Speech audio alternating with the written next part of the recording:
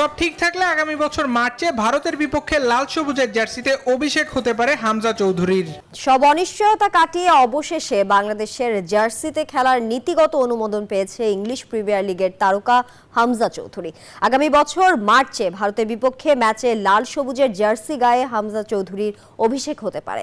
হামজা যুক্ত হলে আনুষ্ঠানিকভাবে দক্ষিণ এশিয়ার সবচেয়ে দামি দলে পরিণত হবে বাংলাদেশ।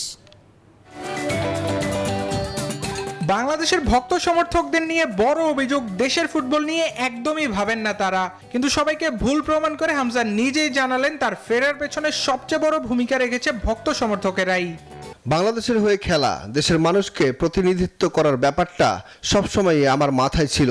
বাংলাদেশের সমর্থকদের সাথে আমার আলাদা একটা সম্পর্ক তৈরি হয়েছে। তাদের থেকে আমি প্রতিদিনই অনেক বার্তা পাই বাংলাদেশের হয়ে খেলার জন্য। আমি বিশ্ব ফুটবলে বাংলাদেশকে আরেক ধাপ এগিয়ে নিতে চাই।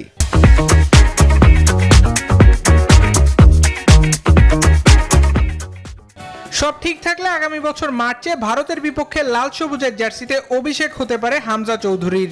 সেই ম্যাচে হামজা যুক্ত হলে আনুষ্ঠানিকভাবে ভারতকে টপকে দক্ষিণ এশিয়ার সবচেয়ে দামি দলে পরিণত হবে টাইগাররা। দলবদলের বাজার বিশ্লেষণকারী ওয়েবসাইট ট্রান্সফার মার্কেটের তথ্য অনুযায়ী বাংলাদেশের জাতীয় দলের পুরো খেলোয়াড়দের মার্কেট ভ্যালু 3.05 মিলিয়ন। অন্যদিকে হামজার একারই মার্কেট ভ্যালু $4.50 মিলিয়ন। জাতীয় দলে হামজা যোগ দিলে বাংলাদেশ ফুটবল দলের ভ্যালু দাঁড়াবে $7.55 মিলিয়ন, যা দক্ষিণ এশিয়ার সর্বোচ্চ।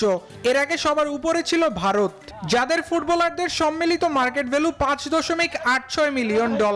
এরপর রয়েছে নেপাল, শ্রীলঙ্কা, মালদ্বীপ ও পাকিস্তান। আল দাইয়ান, নিউজ 24।